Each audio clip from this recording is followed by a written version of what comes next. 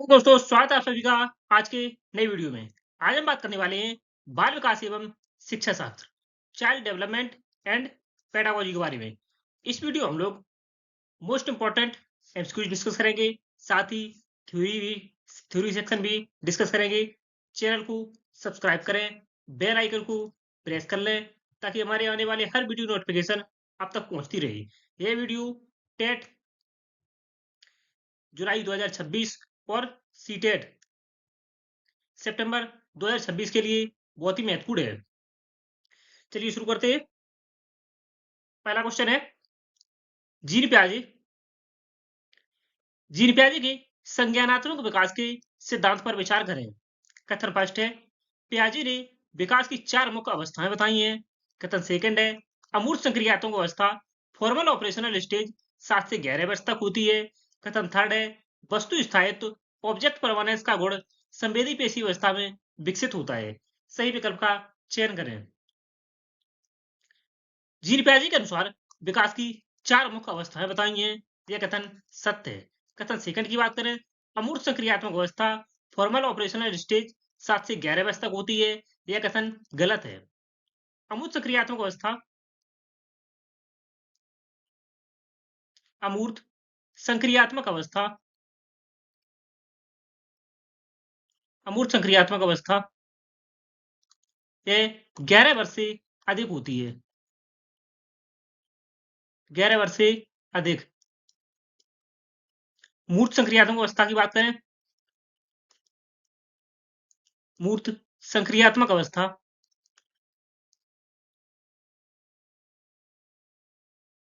मूर्त संक्रियात्मक अवस्था का काल 7 वर्ष से 11 वर्ष तक होता है। 7 वर्ष से 11 वर्ष तक। अतः कथन सेकंड गलत है। 7 से 11 वर्ष तक का काल यह मूर्त संक्रियात्मक अवस्था का होता है, जो कि तीसरी अवस्था है। और अमूर्त संक्रियात्मक अवस्था यह प्याजे के अनुसार चौथी अवस्था है बालक के विकास की। कथन थर्ड की बात करें वस्तु स्थायित्व ऑब्जेक्ट परमानेंस का गुण बालक में संवेदी पेशी अवस्था में विकसित होता है। यह कथन सत्य है। अतः सही आंसर हो जाएगा ऑप्शन सी, केवल फर्स्ट और थर्ड। सेकंड कथन गलत है।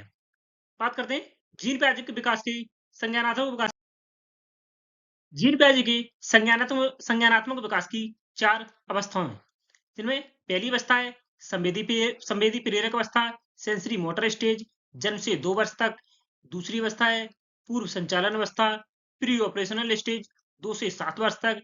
तीसरी अवस्था है मूर्त संचालन अवस्था कंक्रीट ऑपरेशनल स्टेज 7 से 11 वर्ष तक। और चौथी अवस्था है औपचारिक संचालन अवस्था फॉर्मल ऑपरेशनल स्टेज 12 वर्ष और उसके बाद या 11 वर्ष 11 वर्ष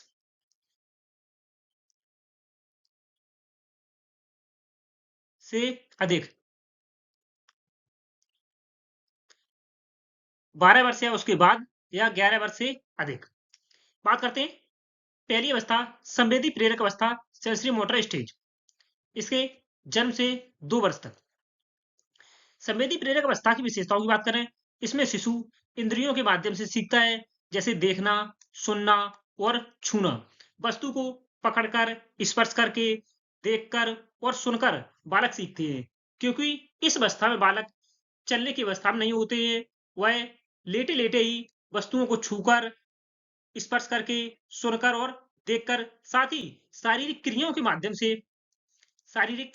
माध्यम से सीखने का प्रयास करते हैं, दुनिया को समझते हैं। मुख्य उपलब्धि की बात करें तो संवेदी प्रेरक अवस्था में वस्तु स्थायित्व ऑब्जेक्ट परमानेंस यह गुण विकसित हो जाता है। वस्तुएं अदृश्य होने पर भी मौजूद रहती है बच्चों के अनुसार। दूसरी अवस्था की बात करें पूर्व संचालन अवस्था प्री ऑपरेशनल स्टेज 2 से 7 वर्ष तक। इसमें बच्चे प्रतीकात्मक रूप से सोचना शुरू करते हैं, भाषा का विकास तेजी से होता है और वो आत्म केंद्रित होते हैं, ईगो सेंट्रिक होते हैं। पूर्व संचालन अवस्था में बच्चों में भाषा का विकास तेजी से होता है और वह आत्म केंद्रित होते हैं, प्रतीकात्मक रूप से सोचना शुरू करते हैं। इस अवस्था में तार्किक सोच और संरक्षण कंजर्वेशन की क्षमता का अभाव होता है। इसमें बच्चे तर्क नहीं कर सकते। इस अवस्था में तर्क शक्ति का अभाव होता है। तर्क शक्ति का विकास तीसरी अवस्था में होता है। मूर्त संचालन अवस्था, कंक्रीट ऑपरेशनल स्टेज 7 से 11 वर्ष तक। इस अवस्था में बच्चे तार्किक रूप से सोचने लगते हैं, लेकिन यह सोच केवल ठोस या मूर्त वस्तुओं में होती है। जो वस्तुएं बच्चों के सामने मौजूद होती हैं, उन्हीं के बारे में केवल तार्किक रूप से सोच सकता है बालक। जैसे बकरी के 4 पैर होते हैं, कुत्ते के भी 4 पैर होते हैं, कुत्ते के कुत्ते के 4 पैर है, बकरी के 4 पैर है। इस प्रकार ठोस या मूर्त वस्तुओं के बारे में बच्चे तर्क कर सकते हैं, तार्किक रूप से सोचने लगते हैं। इस अवस्था में संरक्षण, वर्गीकरण, क्लासिफिकेशन और उत्क्रमणीयता, रिवर्सिबिलिटी को समझने लगते हैं। प्रश्न करने की शुरुआत मूर्त संचालन अवस्था में ही होती है बच्चे में। चौथी अवस्था की बात करें, औपचारिक संचालन अवस्था, फॉर्मल ऑपरेशनल स्टेज, 12 वर्ष या उससे अधिक या 11 वर्ष से अधिक। इसमें किशोर अमूर्त एब्स्ट्रैक्ट विचारों के बारे में अमूर्त चिंतन करने लगते हैं, अमूर्त विचारों के बारे में तर्क वितर्क करने लगते हैं, भविष्य की संभावनाओं और तार्किक रूप से समस्याओं का समाधान करने में सक्षम हो जाते हैं। अमूर्त चिंतन, अमूर्त चिंतन से अर्थ है अर्थात जो वस्तुएं किशोरों के सामने उपस्थित मूर्त रूप से उपस्थित नहीं होती हैं, उन वस्तुओं के बारे में भी सोचने लगते हैं, तर्क वितर्क करने लगते हैं और अपने भविष्य की संभावनाओं के बारे में सोचने लगते हैं कि हमारा भविष्य कैसा होगा, किस प्रकार हम अपने जीवन को व्यतीत करेंगे। साथ ही तार्किक रूप से समस्याओं का समाधान करने लगते हैं, समाधान करने में सक्षम हो जाते हैं। इस अवस्था में परिकल्पनात्मक तर्क, हाइपोथेटिकल रीजनिंग का विकास हो जाता है। नेक्स्ट है लेव वाइगोत्स्की। लेव वाइगोत्स्की के सिद्धांत के बारे में क्या सही है? कथन फर्स्ट है, उन्होंने समीपस्थ विकास का क्षेत्र ZPD, zone of proximal development की अवधारणा दी। कथन सेकंड है, वाइगोत्स्की के अनुसार बच्चे सामाजिक अंतरक्रिया, सोशल इंटरेक्शन से सीखते हैं। कथन थर्ड, उन्होंने सीखने में इसके फोल्डिंग या पाड़ या ढांचा के महत्व पर बल दिया था। लेव वाइगोत्स्की ने अपने सिद्धांत में समीपस्थ विकास का क्षेत्र, जोन ऑफ प्रॉक्सिमल डेवलपमेंट की अवधारणा दी थी जेडपीडी की। यह कथन सत्य है। इन्होंने बच्चे सामाजिक अंतःक्रिया, सोशल इंटरेक्शन के माध्यम से सीखते हैं, यह भी कथन सत्य है। और इनके अनुसार इसके फोल्डिंग या पाड़ या ढांचा के महत्व पर बल दिया था, यह भी कथन सत्य है। अतः सही आंसर हो जाएगा ऑप्शन डी। कथन फर्स्ट, सेकंड और थर्ड सभी सही है। बात करते हैं लेव वाइगोत्स्की के सिद्धांत के बारे में। लेव वाइगोत्स्की का सिद्धांत सामाजिक सांस्कृतिक विकास सिद्धांत, socio culture theory of development कहलाता है।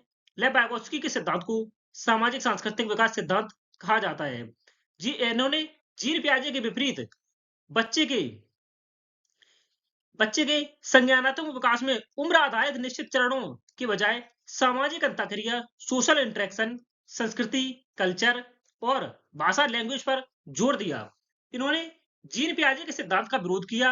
उनके विपरीत वाइगोत्स्की ने बच्चों के संज्ञानात्मक विकास में अंतःक्रिया, सोशल इंटरेक्शन, संस्कृति, कल्चर और भाषा लैंग्वेज पर अधिक जोर दिया। इनका मानना था कि बच्चे संस्कृति, भाषा और अंतःक्रिया, समाज में सोशल इंटरेक्शन, अपने माता पिता, शिक्षक, दोस्त, बड़े बुजुर्ग, अपने समाज में स्थित सभी व्यक्तियों के माध्यम से, सोशल इंटरेक्शन के माध्यम से बच्चे सीखते हैं। जीन पियाजे ने अपने सिद्धांत में बच्चे के विकास को 4 अवस्थाओं में बांटा था, जैसा कि हमने पहले क्वेश्चन में देखा है अभी। और लेव वाइगोत्स्की ने अंतःक्रिया, सामाजिक अंतःक्रिया, संस्कृति और भाषा पर अधिक जोर दिया। चलिए देखते हैं विस्तार पूर्वक। वाइगोत्स्की के सिद्धांत के प्रमुख घटक या चरण। सामाजिक अंतःक्रिया, सोशल इंटरेक्शन। सोशल इंटरेक्शन क्या है? बच्चे विकास से पहले सामाजिक स्तर पर बच्चे का विकास पहले सामाजिक स्तर पर होता है, बाद में व्यक्तिगत रूप से होता है। सामाजिक स्तर पर तात्पर्य है कि बच्चे पहले अपने परिवार से, समाज से सीखते हैं। पहले परिवार में उपस्थित होते हैं, परिवार से सीखते हैं, उसके बाद समाज में निकलते हैं, समाज के माध्यम से सीखते हैं, उसके बाद बच्चे का व्यक्तिगत स्तर पर विकास होता है, व्यक्तिगत स्तर पर विकास होता है। नेक्स्ट है समीपस्थ विकास का क्षेत्र, ZPD, zone of proximal development. Zone of proximal development को वाइगोत्स्की के अनुसार वह अंतर है जो बच्चा स्वतंत्र रूप से कार्य करने में सक्षम होता है, स्वतंत्र रूप से कोई कार्य कर सकता है। साथ ही किसी शिक्षक, माता-पिता, बड़ा भाई-बहन या किसी अन्य समाज में उपस्थित बड़े बुजुर्ग के माध्यम से जो मदद करते हैं बच्चे की, किसी कार्य करने में बच्चा स्वतंत्र रूप से कार्य जो कर सकता है। उसके अतिरिक्त जो बच्चा कार्य नहीं कर सकता, उसमें जो शिक्षक, माता-पिता, बड़े भाई-बहन या समाज में उपस्थित कोई भी व्यक्ति बच्चे की मदद करता है, बच्चे की मदद करता है। तो उस स्थिति में जो अंतर बच्चे के ज्ञान और बड़े शिक्षक, माता-पिता या किसी बड़े बुजुर्ग के जो ज्ञान का जो अंतर होता है, उस अंतर को समीपस्थ विकास का क्षेत्र zone of proximal development vygotsky ने कहा है। अर्थात बच्चे के ज्ञान और शिक्षक या माता-पिता के ज्ञान के बीच का अंतर को ज़ोन ऑफ प्रॉक्सिमल डेवलपमेंट समीपस्थ विकास का क्षेत्र कहा है vygotsky ने। नेक्स्ट है स्कैफोल्डिंग। स्कैफोल्डिंग मचान या पाड़ या ढांचा, पाड़ या ढांचा। इसका अर्थ है कि बच्चे के सीखने में किसी कुशल व्यक्ति द्वारा सहायता, मदद प्रदान की जाती है और धीरे-धीरे उसे कम कर दिया जाता है। स्कैफोल्डिंग में बच्चे को किसी विषय पर सिखाना, किसी विषय पर सिखाना, उसे सीखने में उसकी मदद करना, साथ ही मदद करने के साथ-साथ बच्चे को इस प्रकार ज्ञान प्रदान करना कि आगे बच्चा स्वयं से ही उस कार्य को करने में सक्षम हो जाए। अर्थात सीखने में कुशल व्यक्ति द्वारा सहायता प्रदान की जाती है और उसे धीरे-धीरे कम कर दिया जाता है। पहले बच्चे को विस्तार पूर्वक बताया जाता है, फिर धीरे-धीरे बच्चे को स्वयं से कुछ कार्य को करने के लिए धीरे-धीरे उसे कम कर दिया जाता है, मदद को कम कर दिया जाता है। इससे बच्चे में स्कैफोल्डिंग या मचान की अवधारणा विकसित होती है। नेक्स्ट है अधिक जानकार अन्य, MKO मोर नॉलेजेबल अदर। इसमें व्यक्ति जिसे बच्चे से अधिक ज्ञान या कौशल है, शिक्षक, माता-पिता या साथी। इसका अर्थ है मोर नॉलेजेबल वन। इसमें व्यक्ति को बच्चे से अधिक ज्ञान होता है और जो बच्चे के ज्ञान में कार्य करने में मदद करता है, सीखने में मदद करता है। नेक्स्ट है कोलबर्ग। कोलबर्ग ने कोलबर्ग के नैतिक विकास के सिद्धांत पर विचार करें। कथन फर्स्ट है, उन्होंने नैतिक विकास की 3 स्तर और 6 अवस्थाएं बताई हैं। कथन सेकंड है, अच्छा अच्छा लड़का, अच्छी लड़की अभिविन्यास पारंपरिक कन्वेंशनल स्तर का हिस्सा है। कथन थर्ड है, कोलबर्ग का सिद्धांत पूरी तरह से सांस्कृतिक रूप से तटस्थ न्यूट्रल माना जाता है। सही विकल्प का चयन करें।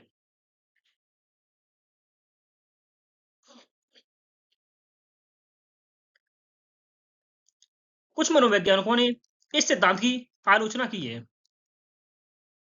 इस सिद्धांत की आलोचना की है। आलोचना की है।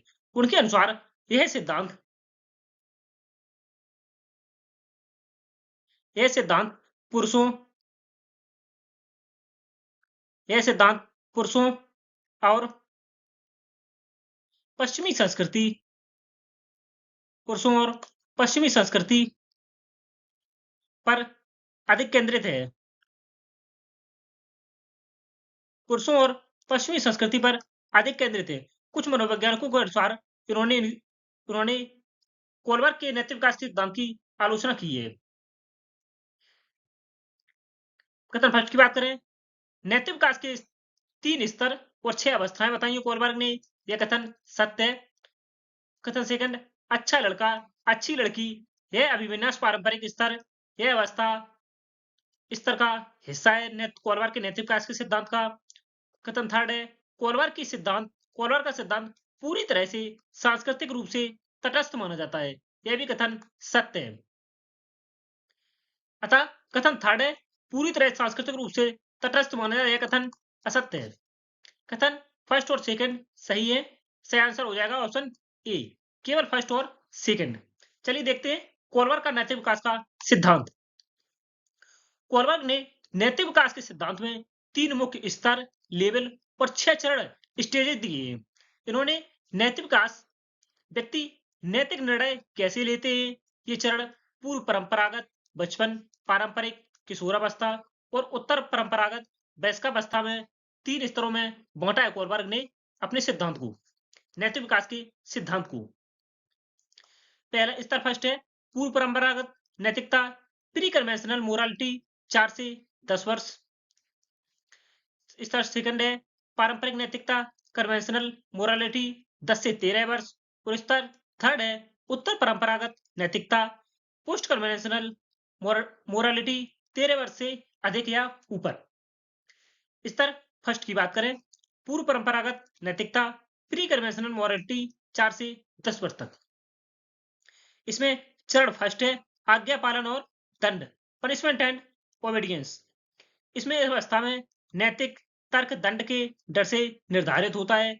बच्चा सोचता है कि जो काम करने जा रहे हैं सजा ना मिले वह सही है, काम करने पर सजा ना मिले वह सही है, आज्ञा पालन और दंड की अवस्था में। चरण सेकंड की बात करें, व्यक्तिगत उपलब्धि और विनिमय, इंडिविजुअलिज्म और एक्सचेंज।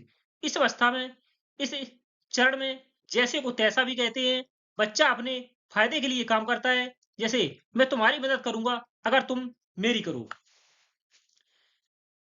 इस अवस्था में बच्चा जैसे घर का कोई बड़ा व्यक्ति, माता पिता या भाई बहन बच्चे को किसी कार्य के लिए कहते हैं तो वह अपनी अपनी विनिमय एक्सचेंज की क्षमता का उदाहरण देता है। जैसे हमें तो चॉकलेट चाहिए, आप हमें चॉकलेट देंगे तो मैं इस काम को करने के लिए तैयार हूं।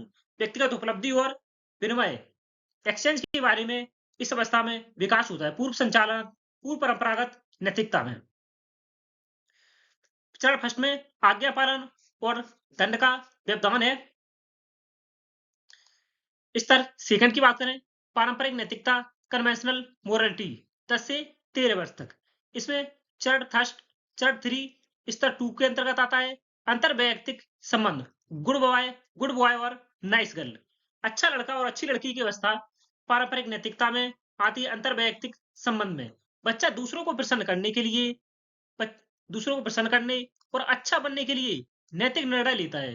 अर्थात अपने आप में अच्छा बनने के लिए, दूसरों को प्रसन्न करने के लिए, अच्छा बनने के लिए नैतिक निर्णय लेता है बच्चा पारंपरिक नैतिकता में चरण 3 में। चरण 4 की बात करें, सामाजिक व्यवस्था बनाए रखना, लॉ एंड ऑर्डर। इस अवस्था में बच्चा लॉ एंड ऑर्डर के बारे में सोचने लगता है, व्यक्तिगत कानून, नियमों और सामाजिक कर्तव्यों के पालन को सही मानता है। इस अवस्था में बच्चे को डर रहता है कि यदि मैं लॉ एंड ऑर्डर का पालन नहीं करूंगा, सामाजिक व्यवस्था बनाए रखने में अपना योगदान नहीं दूंगा, तो मुझे कानून के द्वारा सजा हो सकती है। नियमों का उल्लंघन नहीं करता है, इस अवस्था में बच्चा सामाजिक कर्तव्यों के का पालन करना सीख जाता है। स्तर 3 की बात करें, उत्तर परंपरागत नैतिकता, पोस्ट कन्वेंशनल मोरालिटी 13 वर्ष से ऊपर। इसमें चरण फिफ्थ है सामाजिक अनुबंध और व्यक्तिगत अधिकार, सोशल कॉन्ट्रैक्ट। इसमें लोग मानते हैं कि नियम लचीले होने चाहिए, यदि नियम समाज के लिए फायदेमंद नहीं है तो उन्हें बदला जा सकता है। सामाजिक अनुबंध और व्यक्तिगत अधिकार, सोशल कॉन्ट्रैक्ट में।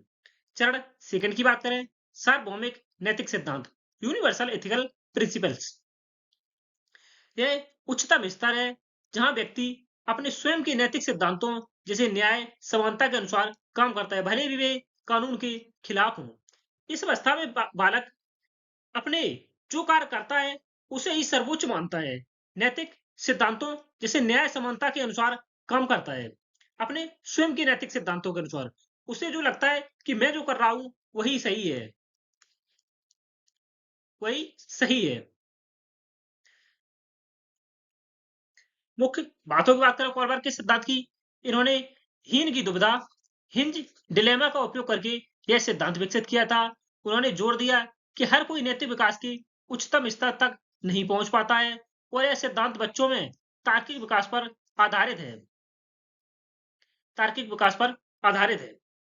नेक्स्ट क्वेश्चन है, समावेशी शिक्षा, इंक्लूसिव एजुकेशन के संदर्भ में विचार करें। कथन फर्स्ट है, इसमें सामान्य और विशिष्ट आवश्यकता वाले बच्चों को एक साथ पढ़ाया जाता है। कथन सेकंड है, व्यक्तिगत भिन्नताओं का उत्सव मनाती है और बाधा मुक्त वातावरण प्रदान करती है समावेशी शिक्षा। कथन थर्ड है, इसमें केवल दिव्यांग बच्चों के लिए अलग स्कूलों का प्रावधान होता है। कथन फर्स्ट की बात करें, इसमें सामान्य और विशिष्ट आवश्यकता वाले बच्चे एक साथ पढ़ाया जाता है। सामान्य और विशिष्ट आवश्यकता वाले बच्चों को यह कथन सत्य है। समावेशी शिक्षा का अर्थ है कि ऐसी शिक्षा जिसमें सामान्य और विशिष्ट अर्थात जिन्हें विषय के बारे में कम ज्ञान है या जिन्हें अधिक ज्ञान है, जो पढ़ने में अच्छे हैं या जो पढ़ने में कमजोर हैं, उन सभी बच्चों को एक साथ पढ़ाया जाना। समान और विशिष्ट आवश्यकता वाले बच्चे, सही आंसर हो जाएगा, सही कथन हो जाएगा ऑप्शन फर्स्ट। सॉरी, कथन फर्स्ट सही है। कथन सेकंड की बात करें, व्यक्तिगत भिन्नताओं का उत्सव मनाती है और बाधा मुक्त वातावरण प्रदान करती है समावेशी शिक्षा, यह भी कथन सत्य है। कथन थर्ड की बात करें, इसमें केवल दिव्यांग बच्चों के लिए अलग स्कूल का प्रावधान किया जाता है, यह कथन असत्य है। समावेशी शिक्षा में दिव्यांग बच्चे और दिव्यांग बच्चे भी सम्मिलित होते हैं, उनके लिए अलग स्कूल का प्रावधान नहीं होता है, यह कथन गलत है। अतः सही आंसर हो जाएगा ऑप्शन बी, केवल फर्स्ट और सेकंड सही है। समावेशी शिक्षा में दिव्यांग बच्चे भी आ जाते हैं, जो सामान्य विशिष्ट आवश्यकता वाले बच्चों के साथ ही उन्हें पढ़ाया जाता है, उनके लिए अलग स्कूल या अलग कक्षा का प्रावधान नहीं किया जाता है। समावेशी शिक्षा में जो बच्चे कमजोर बच्चों के लिए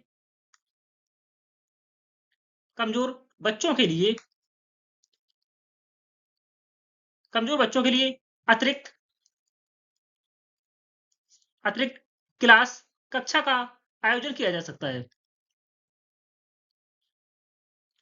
उनके लिए 1 या 2 घंटे अतिरिक्त स्कूल में क्लास ली जा सकती है, जो बच्चे कमजोर हैं। समावेशी शिक्षा की मुख्य विशेषताएं, समान अवसर, शारीरिक और मानसिक क्षमता के बावजूद सभी बच्चों को समान शिक्षा का अधिकार है। नेक्स्ट है एक साथ शिक्षा, अलग विशेष विद्यालय की जगह सामान्य विद्यालयों में शिक्षा देना। नेक्स्ट है व्यक्तिगत योजना, बच्चों की अलग अलग आवश्यकताओं के अनुसार शिक्षण विधियों का विकास किया जाना चाहिए। नेक्स्ट है सामाजिक विकास, बच्चों में आपसी समझ और प्रेम की भावना विकसित करना, यह समावेशी शिक्षा का मुख्य उद्देश्य है, विशेषताएं हैं इसकी। समावेशी शिक्षा के उद्देश्यों की बात करें, ऑब्जेक्टिव्स ऑफ इंक्लूसिव एजुकेशन, समावेशन का अर्थ है शिक्षा की मुख्य धारा में विशेष आवश्यकता वाले बच्चों को जोड़ना। नेक्स्ट है आत्मनिर्भरता, इसमें दिव्यांग बच्चों को आत्मनिर्भर बनाकर समाज की मुख्य धारा में लाना, यह उसका उद्देश्य है। समानता, सभी के लिए शिक्षा सुनिश्चित कर सामाजिक समानता को बढ़ावा देना, समावेशी शिक्षा का मुख्य उद्देश्य है। समावेशी शिक्षा के सिद्धांत की बात करें, प्रिंसिपल्स ऑफ इंक्लूसिव एजुकेशन, विविधता और सम्मान, प्रत्येक बच्चा विशिष्ट होता है समावेशी कक्षा में। समावेशी वातावरण, ऐसा माहौल जो बच्चों की विविध आवश्यकताओं को पूरा करे। नेक्स्ट है स्वभाव अनुरूप शिक्षण, बच्चे की क्षमता और सीखने की गति के अनुसार शिक्षा प्रदान करनी चाहिए। समावेशी शिक्षा का महत्व, इंपॉर्टेंस ऑफ इंक्लूसिव एजुकेशन, यह शिक्षा प्रणाली बच्चों में हीन भावना को कम करती है। यह विविध आवश्यकताओं वाले बच्चों को एक दूसरे से सीखने का अवसर प्रदान करती है और समावेशी शिक्षा प्रणाली कम खर्चीली और प्रभावी होती है।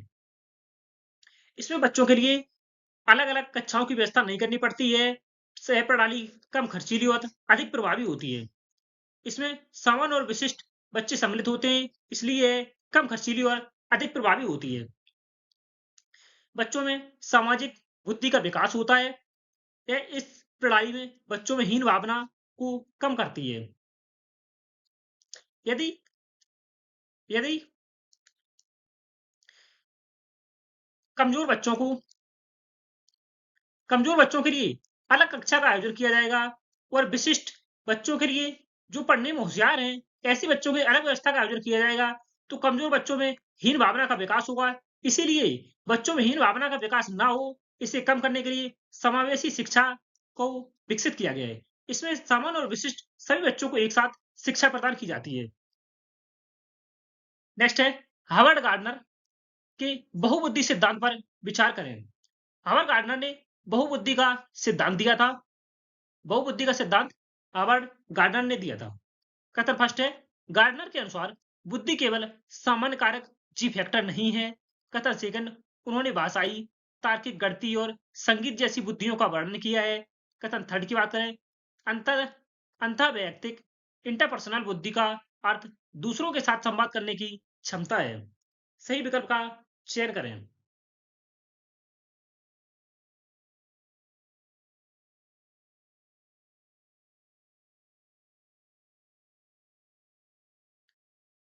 कथन फर्स्ट है, गार्डनर के अनुसार बुद्धि केवल एक सामान्य जी फैक्टर नहीं है।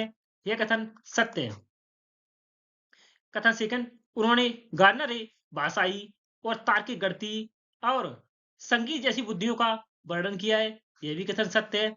अंतःवैयक्तिक इंटरपर्सनल बुद्धि का दूसरों के साथ संवाद करने की क्षमता है। यह कथन गलत है। दूसरों को समझने वाली दूसरों को समझने वाली समझने वाली बुद्धि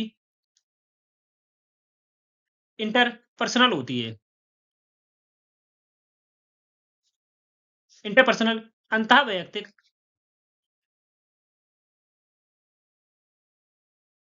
अंतःवैयक्तिक होती है। दूसरों को समझने वाली बुद्धि इंटरपर्सनल अंतःवैयक्तिक होती है, जिसका ना कि अर्थ दूसरों के साथ संवाद करना। इसका अर्थ है दूसरों को समझने वाली बुद्धि। इंटरपर्सनल का अर्थ है। सही आंसर हो जाएगा ऑप्शन ए। केवल फर्स्ट और सेकंड कथन सत्य है। बात करते हैं गार्डनर का बहुबुद्धि सिद्धांत के बारे में। गार्डनर ने बहुबुद्धि सिद्धांत थ्योरी ऑफ मल्टीपल इंटेलिजेंस 1983 में प्रतिपादित किया गया था गार्डनर के द्वारा। और इन्होंने बुद्धि कोई एक सामान्य कारक जी फैक्टर नहीं है, बल्कि बुद्धि कई स्वतंत्र प्रकार की बुद्धियों का समूह है। गार्डनर के अनुसार बुद्धि सामान्य कारक नहीं है, बल्कि यह कई स्वतंत्र प्रकार की बुद्धियों का समूह है। गार्डनर ने बुद्धि को हर व्यक्ति में अलग अलग प्रकार की बुद्धियों का अनूठा मिश्रण होता है गार्डनर के अनुसार। और बुद्धि को केवल पारंपरिक आईक्यू परीक्षणों से नहीं मापा जा सकता है। गार्डनर के अनुसार बुद्धि को केवल पारंपरिक आईक्यू परीक्षणों के आधार पर नहीं मापा जा सकता है। गार्डनर के बहुबुद्धि सिद्धांत के मुख्य प्रकार, टाइप्स ऑफ इंटेलिजेंस। गार्डनर ने शुरुआत में सात प्रकार की सात प्रकार की बुद्धि बताई थी, लेकिन बाद में उन्होंने एक अन्य प्रकार जोड़कर आठ प्रकार की बुद्धियां बताई। आठ प्रकार की बुद्धियां बताई। शुरुआत में सात प्रकार की बुद्धि बताई थी और बाद में एक अन्य प्रकार जोड़कर आठ प्रकार की बुद्धि बताई, जिनमें से पहली है भाषाई बुद्धि, लिंग्विस्टिक। इसमें व्यक्ति में शब्दों, भाषा और लेखन में निपुणता होती है। इसमें जैसे कवि, लेखक और वकीलों को रखा गया है। द्वितीय बुद्धि की बात करें, तार्किक गणितीय बुद्धि, लॉजिकल मैथमेटिकल। इसमें व्यक्ति में तर्क करने की क्षमता होती है, अधिक तर्क करने की क्षमता होती है, संख्याओं और वैज्ञानिक सोच में की क्षमता में निपुण होता है, जैसे वैज्ञानिक और इंजीनियर। नेक्स्ट है तीसरी स्थानिक बुद्धि। स्थानिक बुद्धि, स्पेशियल इंटेलिजेंस। इसमें दृश्यों और आकृतियों को मानसिक रूप से समझने की क्षमता होती है, जैसे मूर्तिकार, पायलट और आर्किटेक्ट। चौथी है शारीरिक गतिज बुद्धि, बोडली काइनेस्टिक। शरीर के संचलन और वस्तुओं को संभालने में निपुणता होती है, जैसे नर्तक, एथलीट और सर्जन, डॉक्टर में। पांचवी है संगीत बुद्धि, म्यूजिकल, लय, ताल और ध्वनि को समझने की क्षमता होती है, जैसे संगीतकार और गायक। छठा है पारस्परिक बुद्धि, इंटरपर्सनल।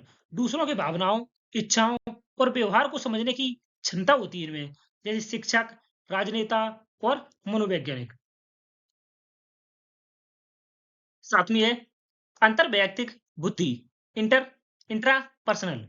अपनी भावनाओं, प्रेरणाओं और कमजोरियों को समझने की क्षमता होती है, जैसे दार्शनिक और लेखक। आठवां है अंतिम प्रकृतिवादी बुद्धि, नेचुरलिस्ट। प्रकृति, पर्यावरण और वनस्पतियों और जीवों को पहचानने और वर्गीकृत करने की क्षमता होती है, जैसे किसान और जीव विज्ञानी। नेक्स्ट है प्रगतिशील शिक्षा, प्रोग्रेसिव एजुकेशन के बारे में क्या सत्य है। कथन फर्स्ट है जॉन डीवी इसके मुख्य समर्थक थे। कथन सेकंड है इसमें करके सीखने, लर्निंग बाय डूइंग पर बल दिया जाता है। कथन थर्ड है शिक्षक को कक्षा में एक तानाशाह की भूमिका निभानी चाहिए। जॉन डीवी इसके मुख्य समर्थक थे। कथन फर्स्ट सही है। इसमें करके सीखने लर्निंग बाय डूइंग पर बल दिया जाता है। यह भी कथन सत्य है। शिक्षक को कक्षा में तानाशाह की भूमिका निभानी चाहिए, यह कथन गलत है। अतः सही आंसर है ऑप्शन ए, केवल फर्स्ट और सेकंड। शिक्षा का व्यवहार कक्षा में बड़ा ही संवेदनशील होना चाहिए, संवेदनशील होना चाहिए, ना कि तानाशाह की भूमिका निभानी चाहिए। इससे बच्चों में हीन भावना का विकास होता है। अतः कथन थर्ड गलत हो जाएगा। सही आंसर है केवल फर्स्ट और सेकंड। नेक्स्ट है बाल विकास के सिद्धांतों पर विचार करें।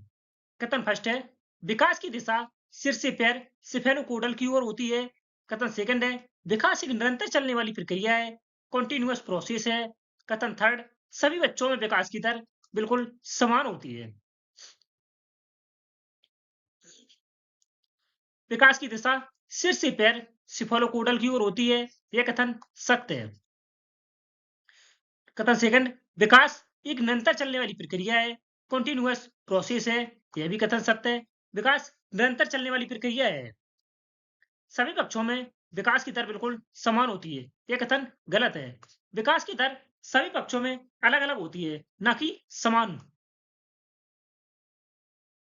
सभी पक्षों में अलग अलग होती है, न कि समान रूप से विकास होता है।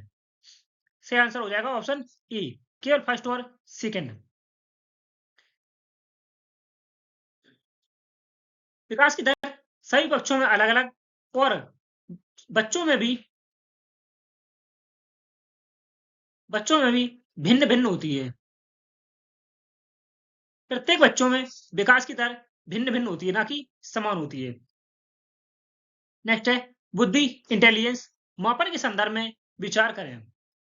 बुद्धिलब्धि आईक्यू का सूत्र मानसिक आयु बटे वास्तविक आयु गुणे 100 है। कथन सेकंड विनय ने पहला बुद्धि परीक्षण तैयार किया था।